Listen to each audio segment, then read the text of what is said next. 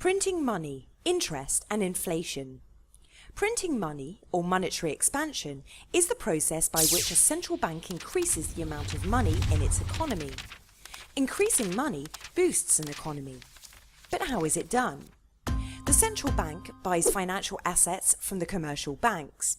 It gives the banks cash as consideration, and the banks can then lend out this money. As a result, the bank floats the economy with money, and money becomes cheaper, as an increase in the supply of a particular good automatically lowers its price. The truth is, the central banks have a simpler method for having an effect on money, the interest system.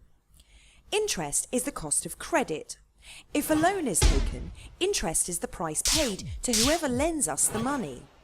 If money is deposited into a savings account, interest is our profit that the bank pays us. In other words, it is the profit made off of the loan that we've given to the bank.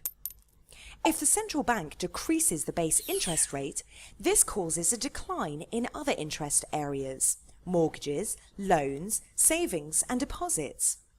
Interest is also influenced by risk perception. Inasmuch as a borrower is considered more secure, the interest that he is charged will be lower. In the beginning of the 80s, the base interest rate in the United States was 15%, and within 1 year it declined to 0. This happened in a number of places around the world, and as a result, money became cheaper for everyone. When interest rates are low, it is a good idea to borrow money and consume, but it is not a good idea to save. Up until the crisis, a decline in interest rates stimulated growth in all areas of the economy. Private consumption grew because it was preferable to borrow rather than to save. Commercial investment expanded since it was more worthwhile to borrow money, build factories and pay salaries. Governments could borrow money cheaply. Cheap money also stimulates trade between countries, which sounds great but also has some negative consequences. When money is cheap and demand increases, prices can rise. This is known as inflation, the great big monster of the economy. Inflation is a rise in prices accompanied by an erosion of purchasing power. Inflation erodes the value of our money.